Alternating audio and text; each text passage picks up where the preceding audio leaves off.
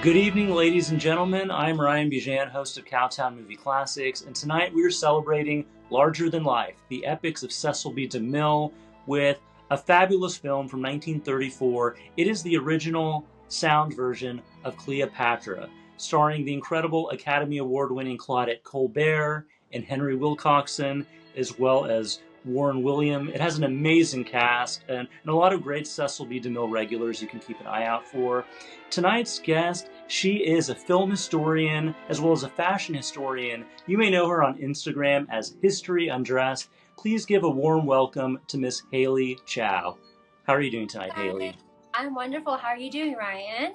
All right. Thank you for being here. Thank you for having me, and I'm so sorry I couldn't make it to hang out with you guys tonight, but I'm glad that Ryan did ask me to do this. What was your first exposure to the film Cleopatra? So actually, I watched this years ago. It was probably like 5 or 6 years back, and I actually didn't really remember much of it, because usually whenever I do rewatch a Cleopatra film, it's the 1963 version. But yeah, I remember it having a big impact on me, especially that opening scene. Because, like, you know, when it's displays like Cleopatra, and then it's like this like big cleavage scene. I was like, oh, okay, what am I getting myself into? But yeah, I've always thoroughly enjoyed this movie. It's always been very like timidly seductive without being saying too much. It was more an artist form almost. That's how I see this movie. Oh, absolutely. And that's sort of the benefit, or that's the beauty of a lot of these pre-code films, is that they're sensual, they're seductive without giving away too much, I think.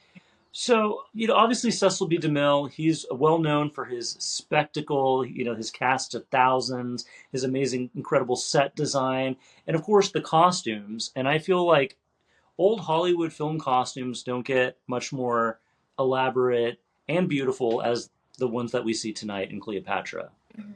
Yeah, this was highly regarded, especially at that time, as one of the most glamorous costumings in film of all time.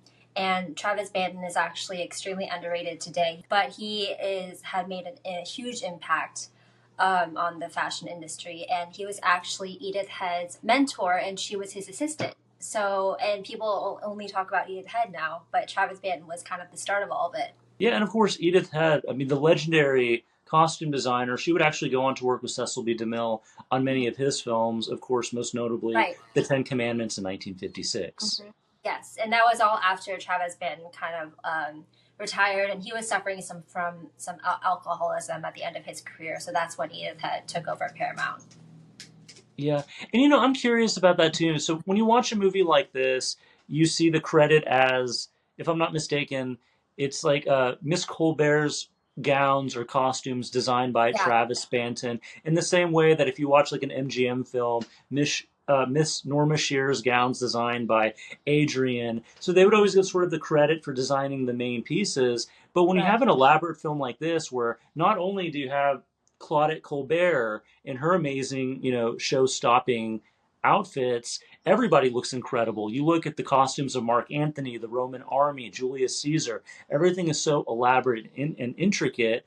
How much of a say did Travis Banton have on these other costumes? I have a feeling, because a lot of this you can research it into depth, but still, especially when it comes to like early time period pieces like this one, there's not too much information out there. Further on, like and in Samson and Delilah, there's more information regarding out there.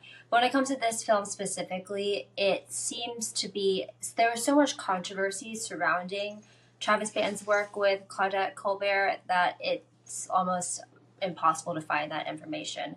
But of course, I'm pretty sure that his main focus was Claudette Colbert. So the main story is that she was incredibly difficult to work with. The way Travis Banton's career started off was because he was just working as an apprentice. So Mary Pickford sought him out and asked him to design her wedding dress. So that's how he got his big kickstart. So his career was just getting started, and when he was asked to do Cleopatra, which further catapulted him into his career. But so when he got this job, this was kind of the first big issue that he had in the industry was that Claudette Colbert was very, very difficult to work with, to the point where she was very, very specific about her body. So she was known for her like amazing body, but it was different. She had a short neck, and then she had it was harder to dress her because she was very petite, and so every single like she hated every single outfit he designed for her, and she refused to wear them and asked for them to be remade. So throughout this entire filming process, Travis Banton was handmaking them costumes overnight for the scene that was being filmed the next day. So he was working and creating every single day on set for the next day. Oh wow. So I mean, it definitely sounds like Claudette Colbert was a full-time job in and of Yes, herself. right, exactly. So when you're asking about, this whole big period piece and, everyone else, it sounds to me that he was mainly focusing on Claudette Colbert. Yeah, I mean, if I was working on the film, I'd probably focus more on Claudette Colbert Yeah. too. But no, she's an incredible actress. Of course, 1934, this was the same year that she would get the Academy Award for It Yeah. Happened One Night. And a lot of people believe that she won that award not only because of the strength of that performance, but because not only in 1934, not only did she have It Happened One Night, she did Imitation of Life, which is incredible in that as well. And of course, tonight's film, Cleopatra. And as a movie star, as an actor, she has a lot of presence, a lot of charisma. And of course, if you're doing a movie called Cleopatra, she's the star of the show. So you certainly need a powerful presence to fill that role. Exactly. And she was really, really good in this film and really captivating. And what's interesting about, and again, because of her being so nitpicky about her outfits, and she Hmm. really wanted to showcase her breasts, actually, no undergarments or underpinnings were made for this film at all. So therefore, there was almost nothing left to the imagination, but that's the way she wanted it, and everything it looked so glamorous. And even though this is a Cleopatra film, in BC times, all of the gowns that Travis Banton created were very much Art Deco pieces. And so I think that's what makes this film so unique in comparison when you look at the costumings of other period films that Cecile B. DeMille made, especially when you compare it to like Samson and Delilah and everything like that.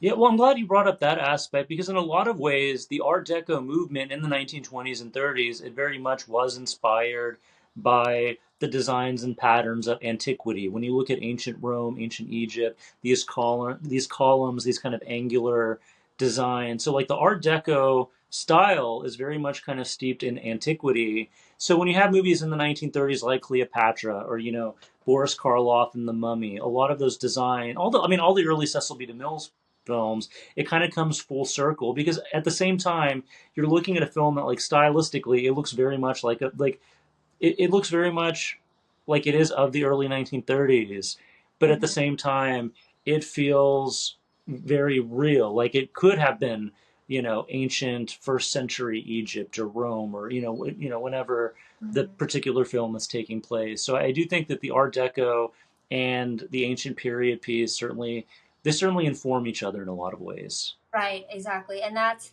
the art of it all. You're taking something, you're taking history, but it doesn't but it's nice that it's not almost historically accurate sometimes because it just brings the glamour into all of it. And this actually, because again, this was one of Travis Banton's earlier films. It He took that and that kind of used that for the rest of his career because people did fall in love with that bias cut, those bias cut dresses that he was making, and those long, elaborate trains. Some of the trains were like 10 foot long for Claudette Colbert's gowns. That's what made him so sought after. And his, I think Marlena Dietrich sought him out after this, and she ended up working with him for like decades to come. Oh wow. Well, even like Mae West, I think Travis And Banton. Mae West, yeah. Yeah, so in the early 30s in Paramount, I mean, everyone wants to give credit to MGM for having more stars than the heavens. But if you look at those Paramount movies in the 1930s, yeah, you had Marlena Dietrich, Tallulah Bankhead, Mae West, and of course Claudette Colbert. So they had quite a good lineup Right. themselves. Yeah. Yeah, well, one thing I'd also like to mention before we get started. So, like last week, we talked about The Crusades, which was the follow-up film to Cleopatra.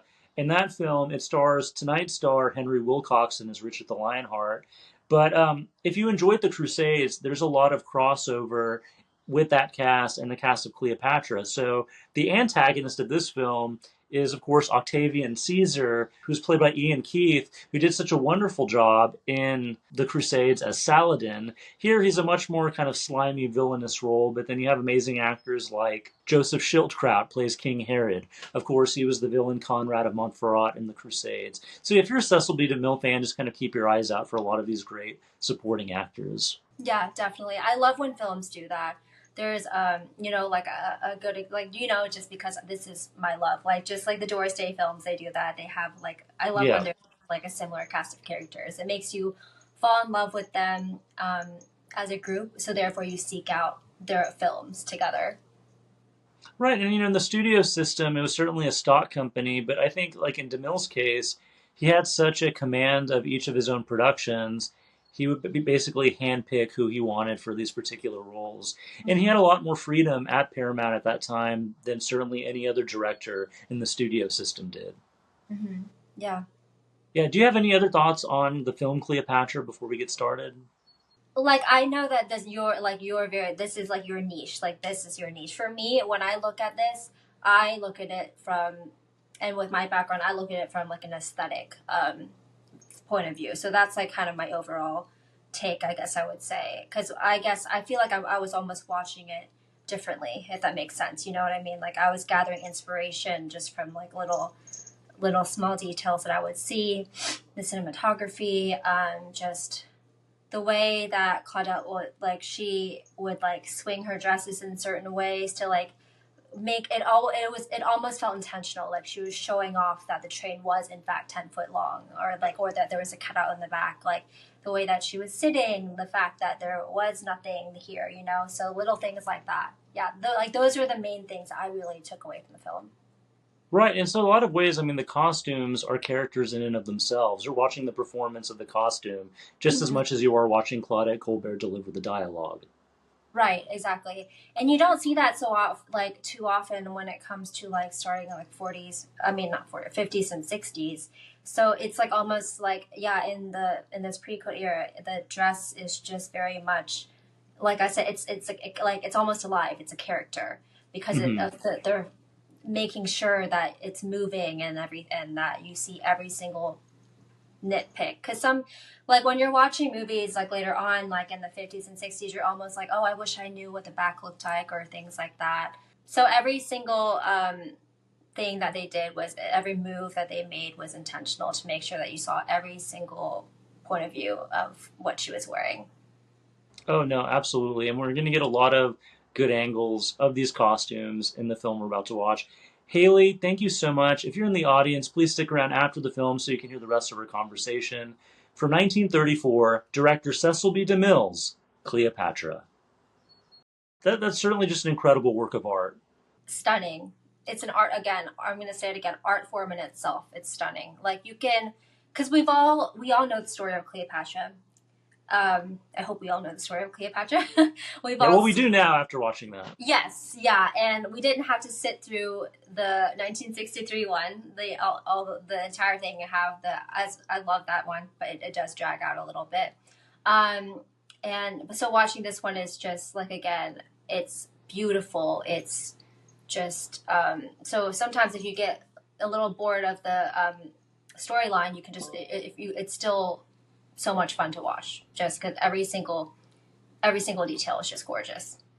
Right. Well, I'm glad you mentioned that because when you think about it, Cecil B. DeMille, especially in the 30s, he didn't give the audience time to be bored by the storyline because there's a lot of story, a lot of intrigue. There's a lot of great stuff in every inch of the film, and he manages to cram it in a reasonable. This is not like a 3 hour epic. It's a very reasonably paced film. Now, of course, everybody remembers the 1963 Cleopatra, directed by Joseph Mankiewicz, of course, starring the beautiful Elizabeth Taylor.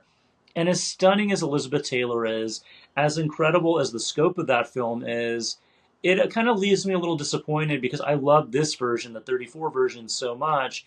And to me, it tells you everything you need to know. It crams all those story points. You get the romance, the spectacle, the sex, the action condensed into a very modestly um, modest length film, right? You know, like I said, Cecil B. DeMille doesn't give me enough time to get bored. Whereas when you watch the Cleopatra one, of course, it's eye candy. You want to watch it for the spectacle and the Mhm. scope, especially in high definition. You see every detail.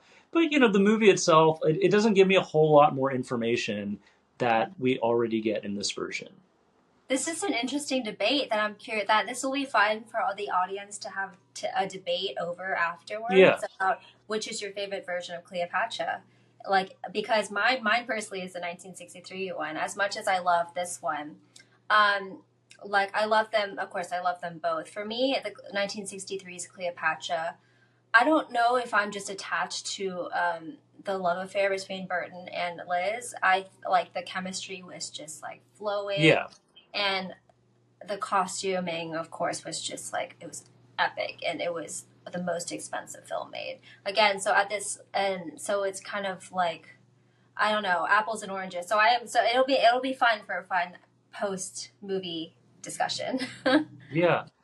Well, no, and I mean, well, the Joseph Mankiewicz film, I think originally the intention of it is he wanted to split it up into two films, so it would have been Yes, Caesar and yeah, it was going to be Caesar and Cleopatra, and yeah, then they would have released Anthony and Cleopatra as the sequel, but because the studio wanted to cash in on the Elizabeth Taylor Richard Burton love mhm. affair, they said let's just put the whole movie out there and see how it does. But yeah, like if you're watching it in one sitting, it's a lot to take in, and there's definitely slower moments. And but you know, I guess if you're watching it as a two-part miniseries event, if you pace yourself well, of course it's a wonderful film. I don't want to take anything away from it, Yeah, but yeah, I just mean in terms of like storyline and characters, and uh, Cecil B. DeMille got it right the first time. You know, yeah, at least yeah. in my opinion. Yeah, I agree to disagree. Yeah, no, I like again. I agree with your point with it being way too long. I do agree. Yes. So what's good about is that with this Cleopatra is again, it's Yeah, easy watch, and it tells you everything you need to know, like you said, and it's yeah. gorgeous. Yeah. But they're both eye candy. I mean, they're both spectacle. Of course, the 1963 film, it's incredible watching it on that. And I do like the film. You know, I don't want to disparage it. I don't want to sound like I'm not a fan of the film. I like it for what it is. But even just sort of comparing it to the other epics of its era, like Mhm. your Ben Hur's, your Lawrence of Yeah. Arabia's, I don't know. There's just something missing about it that it doesn't quite reach those heights of like Mhm. narrative greatness. And I don't know what it Yeah. is. I think that's the great thing about being a cinephile is that we Yeah, all have our difference of, and we all also kind of like we dig deeper into certain aspects or certain timelines, and so all of us carry like little nuggets of knowledge that the other person might not, the other cinephile might not know. So, which is yeah. what I love so much about a cinephile community. Yeah, oh, no, absolutely. Hmm. And I have another hot take. Okay, hear it. Okay, well, let me ask you, and you probably already, I have a good idea of who you're going to say. Divorcing them from the films, which Cleopatra actress who do you think is the better Cleopatra? Is it Claudette Colbert or Elizabeth Taylor? And why? It's hard because you'd have to ask me in a lot of different ways. Like Yeah. when you say like as like acting or as like taking the full form of Cleopatra itself. Hmm. Well, just in general, I mean, which performance leaves a stronger? I mean, I guess overall, which performance leaves a stronger impression? See, the thing is, I watched 1963 first, and Yeah. now, and I've seen it more.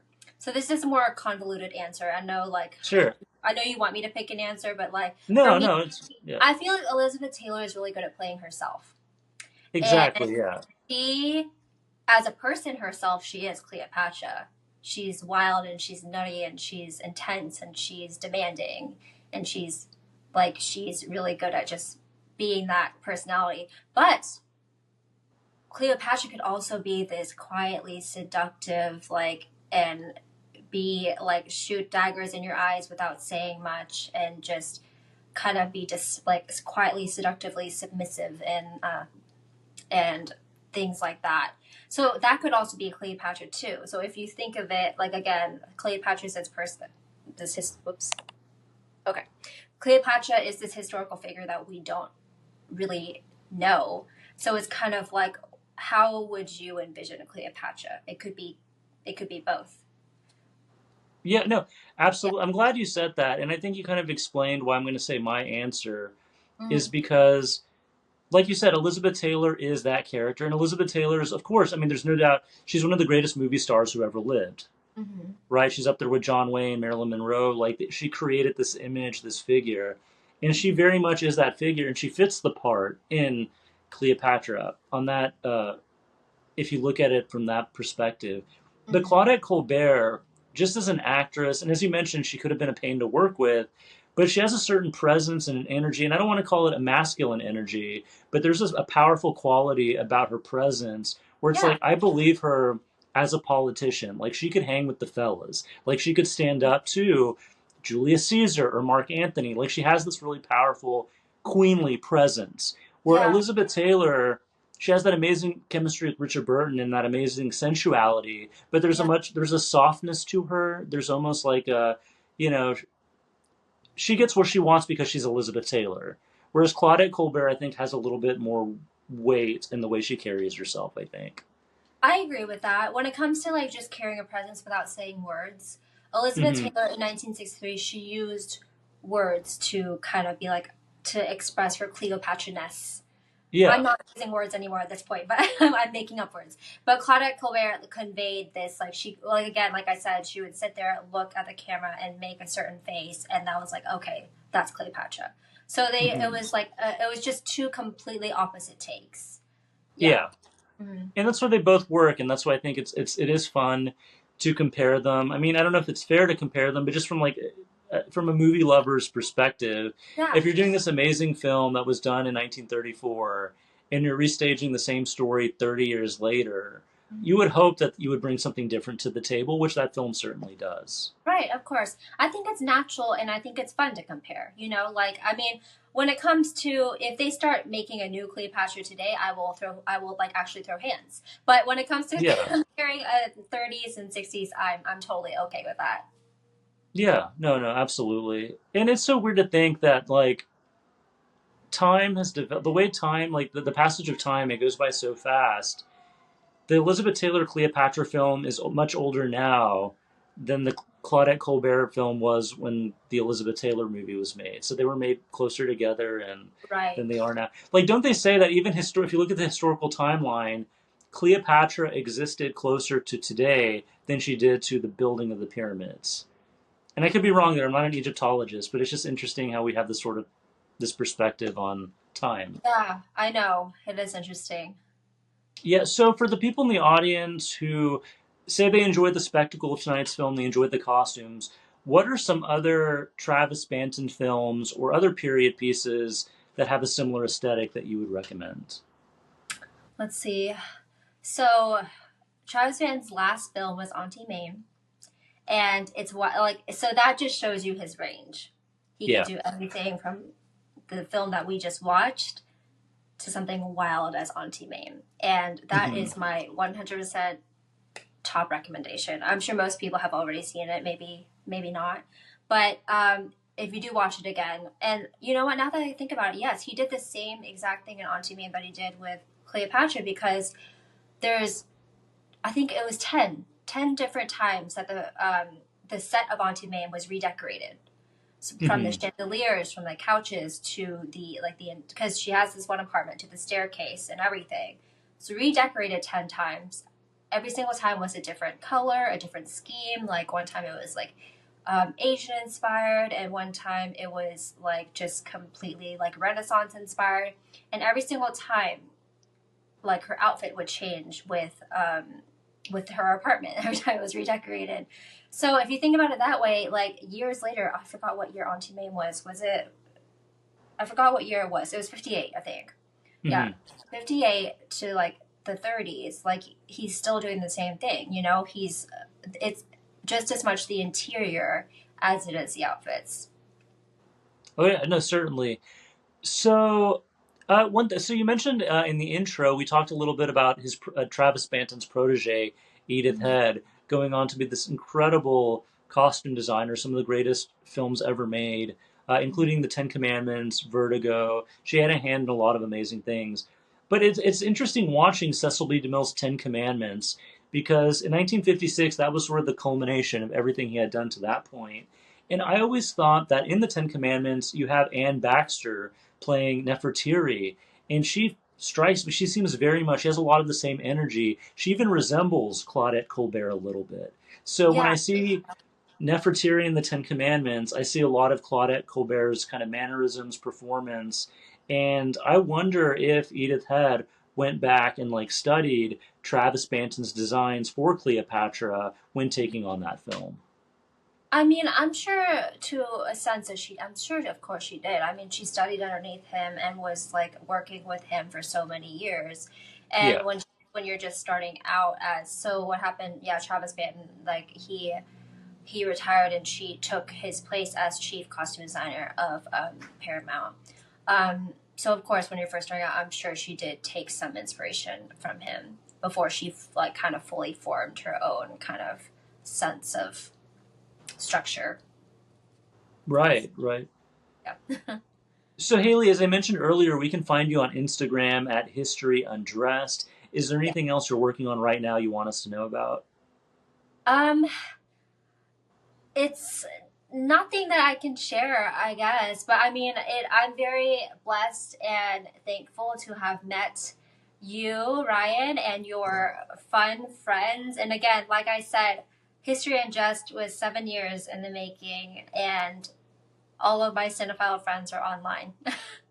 And so I'm really glad to know people in real life. I'm sorry I can't be with you guys tonight, but I'm just thankful for you guys. I'm working with a lot of vintage fashion um, brands and collaborations. I am, like I said, the reason why I'm not there tonight is because I'm in New York doing a collaboration, which I'm really excited about, and I can't wait to share with you guys when I get back.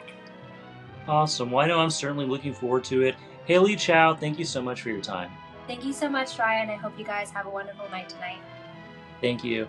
If you're in the audience, once again, thank you for joining us on this amazing journey into antiquity. Once again, my name is Ryan Bijan. We'll see you next time.